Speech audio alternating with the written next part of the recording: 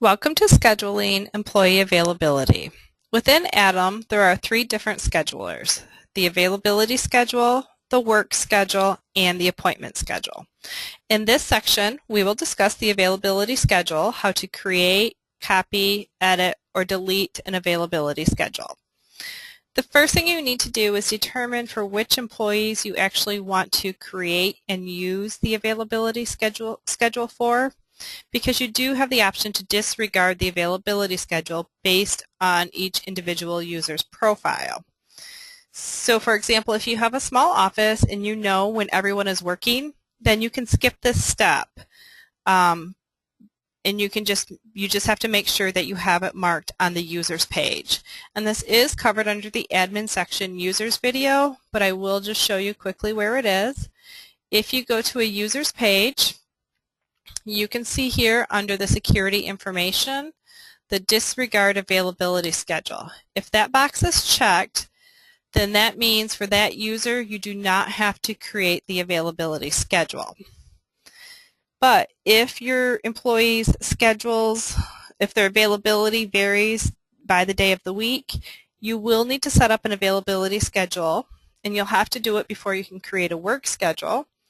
And a work schedule needs to be done before you can actually schedule appointments with those users. So from the home page, if you click on the availability tab, you can see that we have one person on our availability today. So Jim is scheduled today to be available from 9 to 8:30 p.m. So if we wanted to create an availability for another user, we can go ahead and select another user's name. We can select our employee, and in order for your employees to actually show in this drop-down menu, you have to create them and set them up as a user first. Then you can select the start time, select the end time, choose their position, and then you can save it. So you can see now today Deborah is available from 9 a.m. to 9 p.m. Jim is available from 9 a.m. to 8:30 p.m. It doesn't necessarily mean that they will be working those hours, but I just want to know who's available every day so that if somebody happens to call in sick, I can quickly go here, look at my availability schedule, see who else is available and for what positions. So we now have created Jim's availability and Deborah's availability for one day. If you have a small office with, maybe one or two employees, you can go ahead and copy this availability schedule throughout the tax season or throughout the year. So if somebody has the exact same availability every day of the week, you can go ahead and copy them. So if we select Jim's name here, you can see down here we have two different copy options. We have a copy by date range, and we have a copy office or employee by date range. The first one that we're going to do is the copy by date range. So if we want to say that Jim is available from 9 a.m. to 8:30 p.m., we can take it out as far as we want to do.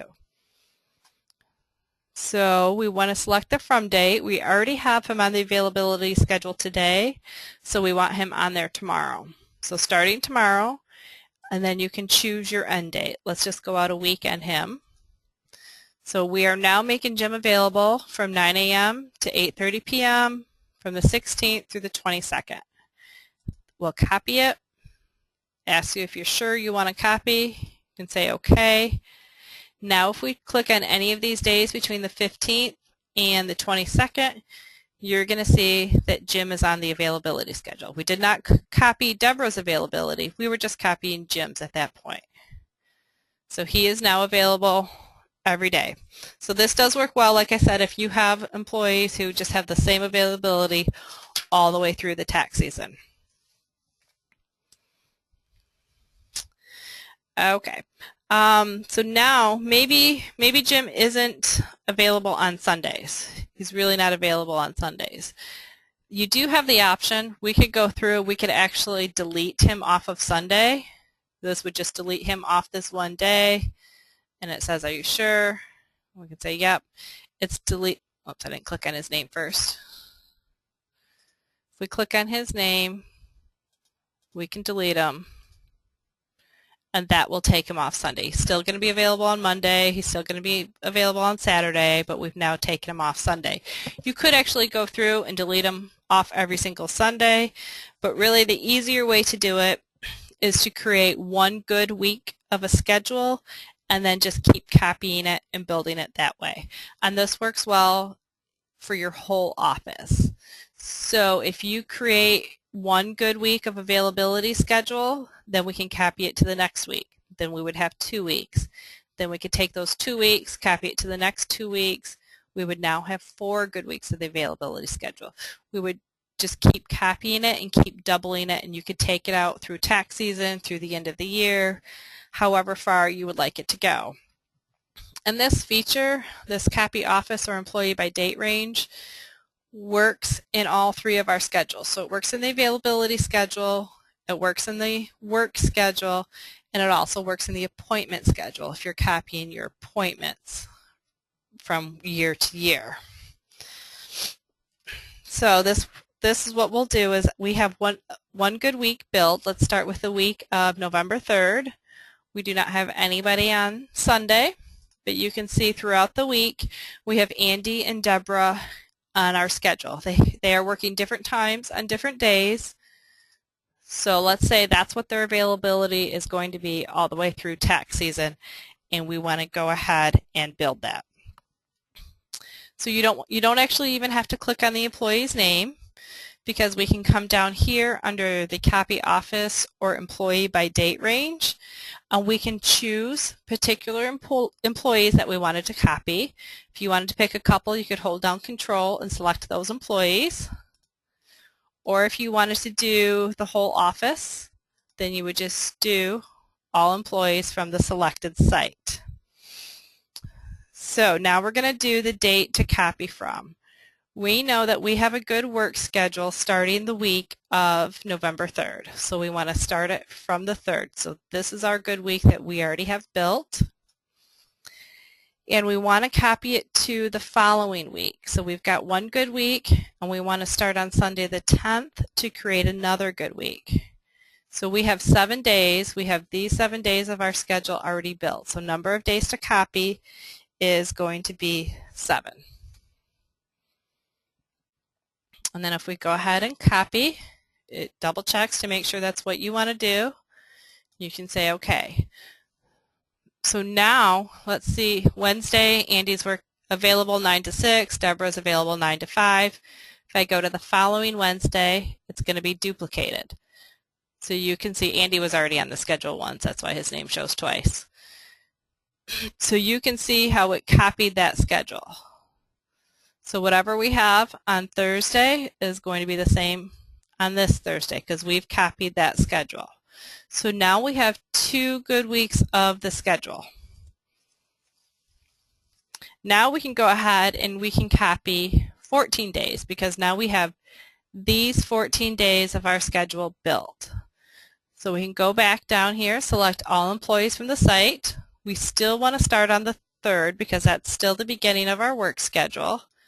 But we want to copy it down to the starting on the 17th. So we're going to copy it from the 3rd to the 17th. And because we now have 14 days in here, we'll change this to 14 and we'll select copy. So now we have 28 days. So now we have 4 weeks built into our schedule. So any of these, it's all going to be the same. So any Thursday, Andy's on there 9 to 4:30, Deborah's on there 9 to 9. So now we've taken that out for 14 days. And you would just go ahead and keep continuing and keep building on it and doubling it.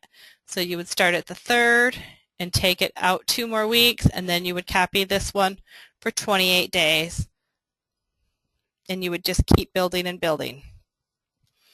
Now, if you made a mistake and you needed to delete it, you could. You can, or maybe if somebody's availability changed, you can change a particular person's availability for a certain day.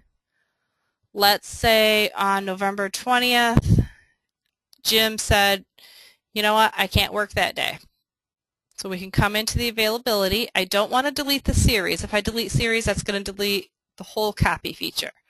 I want to delete Jim for just that day, or if we wanted to change it, if he said, I'm only available till noon, we can change him to noon and save it. So that just changes his schedule for this Wednesday.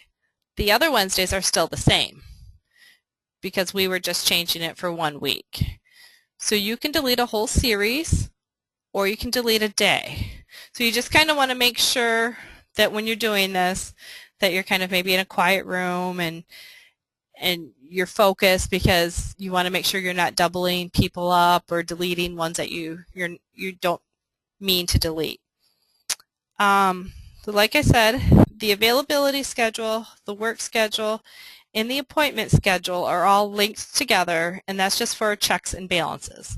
Because you don't want to schedule an appointment for an employee if they're not on your work schedule, and you don't want to put an employee on your work schedule if they're not really available. So that's why there are these steps. First do the availability schedule, then do the work schedule, and then do the appointment schedule. Or if you do have particular employees or a small office and you want to skip the step of making the availability schedule, then you do have that option to go ahead and skip that step on the user's page. That's everything for the availability schedule. Thank you.